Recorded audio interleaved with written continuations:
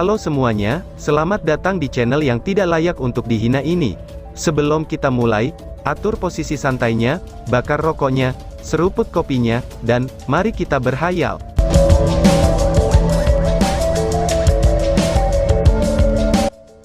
Kita lanjut ke alur ceritanya. Setelah tidak bisa menjalani percobaan ketiga, dia hanya bisa menunggu di sini, dan tidak bisa melakukan hal yang lain. Karena dia tidak ingin membawa masalah pada teman-temannya, dia tidak berusaha untuk pergi. Dan hampir 3 jam sudah berlalu. Surga ilusi hanya akan terbuka selama 3 hari. Jadi, setelah 3 jam menunggu dengan pahit, bahkan Wang Yuan tidak bisa membantu, tetapi mulai berkultivasi. Kalau tidak, dia tidak akan bisa menahan diri untuk pergi. Bagaimanapun juga, rasa kesepian seringkali merupakan siksaan yang lebih besar daripada rasa sakit. Akhirnya, dengan kilatan cahaya keemasan, sesosok muncul di dekat Wang Yuan dan dikelilingi oleh cahaya hijau. Tepat setelah muncul, orang ini tidak bisa menahan diri untuk tidak berteriak. Ketika tubuhnya kejang, dia jatuh ke tanah dan mendarat di pantatnya. "Apakah kamu baik-baik saja?" Wang Yuan bergegas bertanya dengan khawatir. Yang pertama muncul tidak lain adalah Zhang Fangfang, yang baru saja menerobos ke tingkat ke-7. Zhang Fangfang membuka mulutnya lebar-lebar, dan mengambil napas dalam-dalam. Di dahinya, banyak keringat mengalir ke bawah. Setelah menerima banyak kesulitan, dia akhirnya santai, dan setelah dia menarik napas dalam-dalam, dia menjawab Wang Yuan sambil tersenyum. "Aku baik-baik saja," jawab Zhang Fangfang. Wang Yuan dengan sedih bertanya, "Apakah kamu benar-benar baik-baik saja? Terakhir kali kamu mengatakan itu, kamu sudah hampir menjadi cacat," ucap Wang Yuan. Zhang Fangfang mengungkapkan senyumnya, dan menggaruk kepalanya sendiri sebelum membalas. "Aku benar-benar baik-baik saja. Namun, menyatukan 2 tungku spiritual menjadi 1, itu terlalu menyiksa. Jika bukan karena faktanya, bahwa aku baru saja mencapai tingkat ke-7 dan memiliki energi spiritual yang cukup untuk menyelesaikan penyatuan tersebut, aku khawatir, bahwa aku tidak bisa ke tempat ini. Ngomong-ngomong, Ye Xiaolei itu benar-benar cukup toleran ya, karena energi spiritual aku telah mencapai 10.000 unit setelah terobosan ini. Sepertinya dia benar-benar dapat mengendalikan dan mengubah peraturan surga ilusi sampai batas tertentu," ucap Zhang Fangfang. Wang Yuan tampak terkejut sebelum membalas. "Apakah fusi itu tercapai? Bagaimana bentuk tungku spiritual setelah berubah?" tanya Wang Yuan. Berdiri sejenak, Zhang Fangfang memberinya senyum sebelum menjawab. "Ya, aku telah memberikan tungku spiritual yang aku dapatkan setelah penggabungan, dan namanya adalah tungki spiritual kehidupan kedua. Lihatlah," jawab Zhang Fangfang. Setelah mengatakan itu dengan santai, matanya bersinar dengan kilatan keemasan, dan segera setelah itu, kecemerlangan emas muncul di dadanya. Seketika, Zhang Fangfang lainnya muncul di depan Wang Yuan, tetapi yang ini tidak memiliki peralatan apapun padanya, dan membentuk keberadaan yang hanya terbuat dari cahaya keemasan. "Aku yang ini, memiliki energi spiritual 8.000, dan bahkan bisa menggunakan senjata apapun yang akan kuberikan padanya. Dia akan mendengarkan semua perintahku. Aku bisa memanggilnya sekali dalam sehari, dan panggilan itu akan berlangsung selama 1 jam. Aku dapat memastikannya, bahwa penggabungan tungku spiritual barusan, itu menyebabkan mereka mendapatkan kekuatan besar," ucap Zhang Fangfang. Wang Yuan tampak kaget pada sosok emas itu, dan ekspresinya penuh dengan rasa iri. Tungku spiritual jenis kloningan ini, hampir mencapai tingkat kedua sebagai tungku spiritual. Itu sudah merupakan amplifikasi yang luar biasa. Dan klon ini juga bertahan untuk waktu yang lama. Tetapi yang lebih pentingnya lagi, kloningan itu bisa menggunakan peralatan juga. Meskipun dia tidak tahu tier apa yang telah dicapai oleh tungku spiritual yang baru saja dicapai Zhang Fangfang, tungku spiritual dari tier kedua pasti akan meningkatkan kekuatannya dengan sangat hebat. Mengandalkan ini, dia sudah memenuhi syarat untuk tantangan agar mendapatkan armor Yayasan Mithril. Melihat bahwa Zhang Fangfang sudah baik-baik saja, dia tanpa sadar mundur. Ketika dia siap untuk duduk lagi sambil terus menunggu kembalinya rekan-rekannya, Zhang Fangfang tiba-tiba bertanya. Yuan, apakah kamu sudah punya pacar?" tanya Zhang Fangfang. Wang Yuan berbalik untuk menatapnya dengan kaget. Melihat tampangnya yang berkilauan Zhang Fangfang, dan jiwa kejantanan memenuhi dirinya, dia agak hingar-bingar, dan tanpa sadar menjawab. Tidak, aku tidak punya lacar, jawab Wang Yuan. Kalau begitu, itu bagus. Ucap Zhang Fangfang. Zhang Fangfang tampak santai dengan jawabannya itu. Alis Wang Yuan terangkat sebelum membalas. Mengapa itu bagus? Apakah kamu pikir gadis ini tidak dapat menemukan orang yang menyukainya? Ucap Wang Yuan. Zhang Fangfang segera menjadi panik.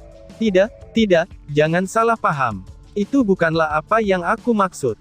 Aku hanya menyukaimu, balas Zhang Fangfang. Ketika dia mengucapkan beberapa kata terakhir ini, mereka berdua tampak tercengang satu sama lain. Wang Yuan hanya merasakan sedikit rasa sakit di hatinya, tetapi dengan cepat merespons sambil membawa wajah serius. Tapi aku tidak menyukaimu. Apakah kamu pikir aku akan memberikan hati aku, hanya karena kamu menyelamatkan aku? Biarkan aku memberitahu kamu, aku tidak suka pria. Karena kamu menyelamatkanku, aku akan menebusnya di masa depan. Ucap Wang Yuan. Setelah mengatakan itu, dia segera memalingkan kepalanya, dan berhenti memandang Zhang Fangfang. Namun, pada saat yang sama, dia segera menemukan, bahwa detak jantungnya sendiri menjadi liar, dan ketika dia selesai memberikan jawaban ini, perasaan penyesalan yang sama sekali tidak dikenalnya, langsung menyebar di dalam dirinya. Zhang Fangfang tidak mengatakan apa-apa, dan hanya menatapnya diam-diam.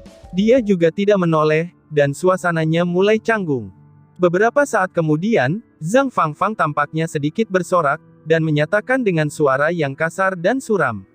Yuan, aku belum mengatakan itu dengan serius, bahwa kamu akan datang untuk menyukaiku. Bagaimanapun juga, kami belum saling kenal dengan lama, dan terlepas dari apakah kamu menyukai aku atau apakah kamu menyukai pria atau wanita, perasaan aku terhadap kamu tidak akan berubah. Memberitahu kamu tentang isi hatiku, itu sudah cukup bagi aku.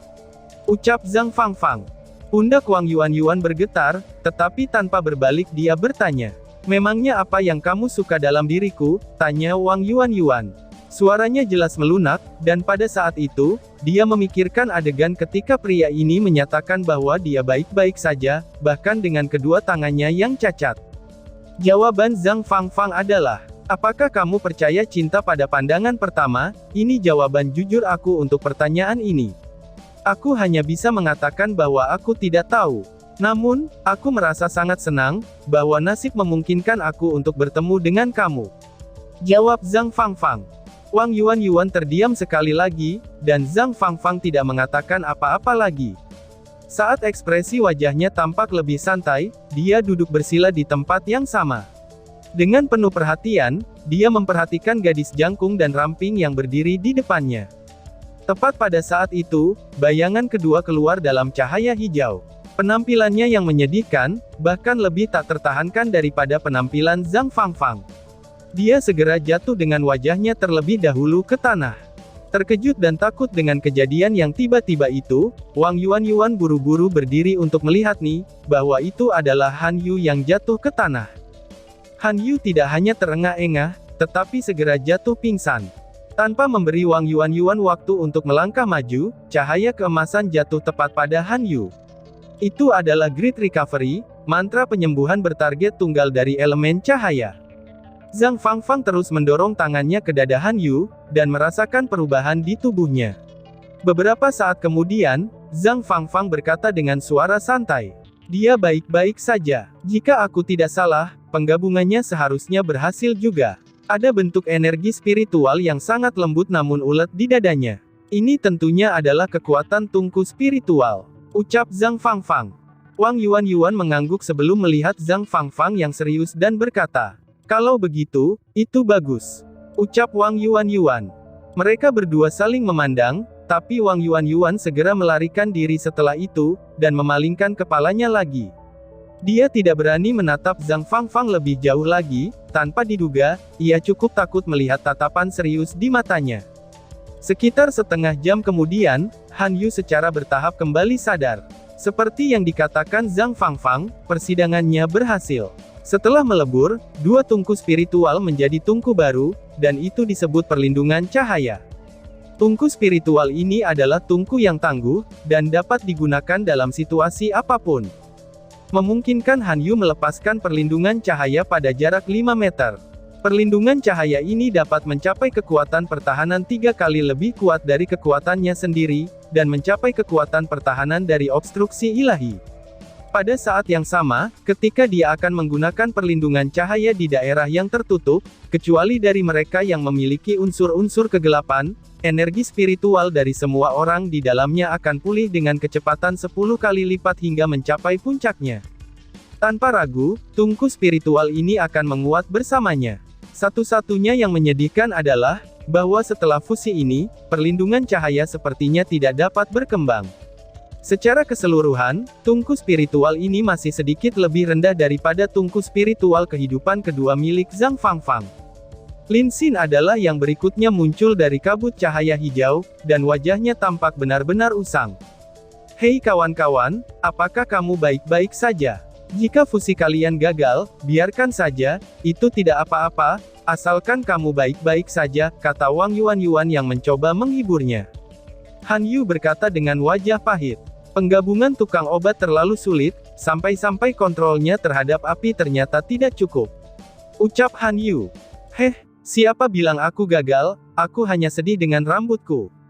Balas Lin Xin. Mencapai titik ini, Lin Xin tidak bisa menahan tangis. Meski begitu, penampilannya cukup membuat siapapun merasa simpati. Gaun ajaibnya terbakar hingga robek, dan di kepalanya hanya ada gumpalan rambut hitam besar yang berasap. Rambut hijau gelap anggunnya benar-benar menjadi arang, dan hal yang sama berlaku untuk alisnya. Meskipun demikian, saat menatapnya, dia dalam kondisi yang lebih baik daripada Han Yu dan Zhang Fangfang pada waktu itu. Setidaknya, dia tidak segera pingsan. Wang Yuan menyatakan dengan sedih, biarkan saja dia menangis sampai dia mati karenanya. Apa yang bisa merasakan menyesal atas kerontokan rambut kamu? Ini juga bagus, kamu akan botak seperti Sima. Itu akan membuat kamu lebih terlihat seperti pria. Mungkin saudari Xin Er akan lebih menyukaimu. Hahaha, ucap Wang Yuan. Benarkah begitu? Balas Lin Xin. Suara tangis Lin Xin menghilang sedikit, saat dia mengangkat kepalanya, matanya masih kabur dengan air mata, dan segera bertanya. Wang Yuan menjawab dengan malu-malu. Tidak, aku hanya bercanda. Hehehe, jawab Wang Yuan. Zhang Fangfang berkata sambil tersenyum. Tidak peduli apa, kami sejauh ini setidaknya semua berhasil. Aku harap yang lain juga akan berhasil menyelesaikan cobaan mereka. Ucap Zhang Fangfang. Setelah tidak kurang dari setengah jam, Chen Ying'er dan Sima Xian muncul hampir bersamaan. Hanya saja, mereka berdua berada dalam kondisi yang sangat berbeda. Chen Ying'er tampak berantakan, dan segera jatuh pingsan di lengan Wang Yuan, pakaiannya basah oleh keringat, dan menjadi sangat transparan. Dia sudah tidak tahan lagi, dan akhirnya runtuh dengan efek besar. Penampilan Sima Xian bahkan lebih menyedihkan daripada Chen Ying'er. Pada saat dia muncul, dia tampak seperti sepotong daging barbecue. Dia menabrak tanah, dan membawa aroma harum daging yang dibakar.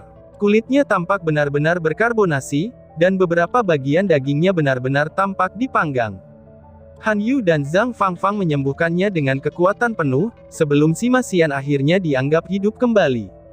Tetapi mereka berdua masih tidak sadar, dan tidak bangun bahkan setelah setengah jam. Secara khusus, Sima Xian benar-benar mengalami kerusakan yang sangat serius pada tubuhnya. Mengambil pil Lin Xin, dan segera menyembuhkannya untuk membuatnya tetap hidup dan pulih kembali. Sulit untuk mengatakannya, apakah akan ada gejala sisa setelahnya. Cahaya keemasan merobek cahaya hijau, dan sesosok keemasan muncul dari kabut cahaya.